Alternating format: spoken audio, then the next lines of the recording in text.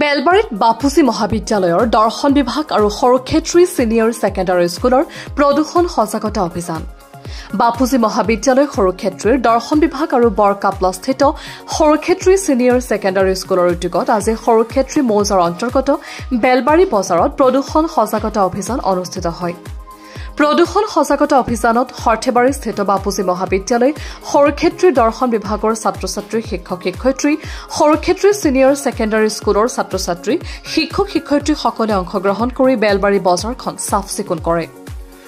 প্ৰদূষণ সজাগতা অভিযানত অংশগ্ৰহণ কৰে বাপুজী মহাবিদ্যালয় সৰুক্ষেত্ৰীৰ উপাধ্যক্ষ ডক্টৰ অনন্ত ডেকা, দৰ্শন বিভাগৰ অধ্যাপক Konseng Barua, Sarukshetri senior secondary school বৰকাপ্লাৰ অধ্যক্ষ মনোৰঞ্জন বৰুৱাই প্ৰদূষণমুক্ত সমাজ গঢ়াৰ বাবে কৰণীয় সম্পৰ্কে ছাত্ৰ-ছাত্ৰীৰ উদ্দেশ্যে চমু বক্তব্য দাঙি ধৰে।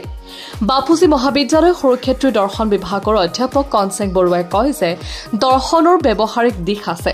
ব্যৱহাৰিকভাৱে দৰ্শনৰ তাত্ত্বিক দিশসমূহ আগুৱাই লৈ যাব লাগিব। মানৱ জীৱনক সুস্থৰূপে আগুৱাই নিবলৈ আমাক এখন প্ৰদূষণমুক্ত সমাজ লাগিব। পৰিষ্কাৰ পৰিচ্ছন্নতা আৰু জৈৱ বৈচিত্ৰতা সুৰক্ষাৰ বাবে প্ৰদূষণমুক্ত সমাজ হ'ব লাগিব। নিউজ ডেস্ক ৰিপৰ্ট, লখিমপুৰ গ্ৰাম টিভি। বাপুজী কলেজৰ দৰ্শন বিভাগৰ তৰফৰ পৰা আৰু সৰুক্ষেত্ৰী ছিনিয়ৰ ছেকেণ্ডাৰী সহযোগত আমি এটা প্ৰদৰ্শনীমূলক প্ৰদূষণৰ ওপৰত আমি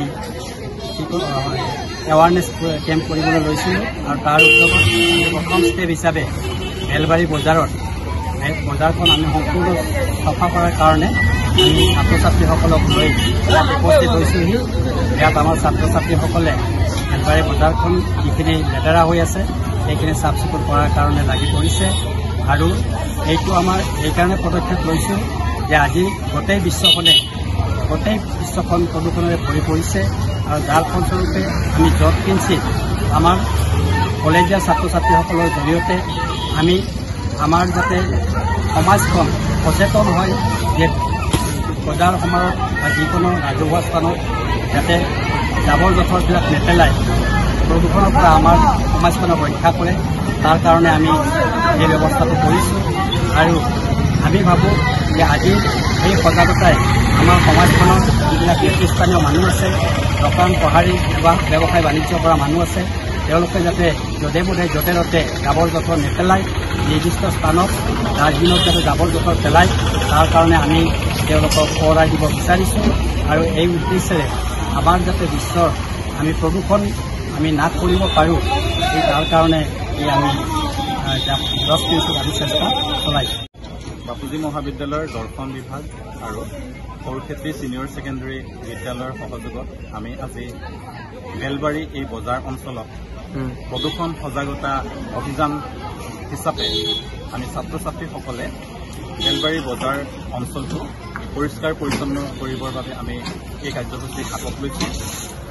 আমি দৰ্শনক সদায় তাত্ত্বিক দিশৰ ফালৰ পৰাই আলোচনা কৰি থাকোঁ, কিন্তু দৰ্শনৰ যে এটা ব্যৱহাৰিক দিশ আছে, মানৱ জীৱনক যাতে আমি সুস্থৰূপে আগবঢ়াই লৈ যাব পাৰোঁ, সেই দিশত দৰ্শনৰ যি প্ৰায়োগিক কৰণীয় আছে সেই তাৰ ভিতৰতে আমাৰ আজি এই অন্যতম কাৰ্যসূচী।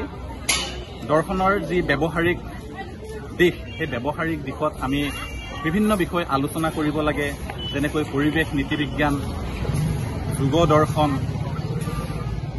ইত্যাদি, আৰু সেই প্ৰায়োগিক দিশসমূহকে যাতে আমি ছাত্ৰ ছাত্ৰীসকলক প্ৰেক্টিকেলি ব্যৱহাৰিকভাৱে যাতে আমি তেওঁলোকক দেখুৱাব পাৰোঁ আৰু তেওঁলোক যাতে সজাগ হয় আৰু তেওঁলোকৰ যি সজাগতা, সেই সজাগতা যাতে সমাজলৈ বাৰ্তা কঢ়িয়াই লৈ যায়, সমাজৰ আন ব্যক্তিসকলকো যাতে তেওঁলোকে সজাগ কৰিব পাৰে, সেই উদ্দেশ্য আগত ৰাখি আমি এই প্ৰদৰ্শনীমূলক কাৰ্যসূচী হাতত লৈছোঁ আৰু আমাৰ ছাত্ৰ ছাত্ৰীসকল উৎসাহী।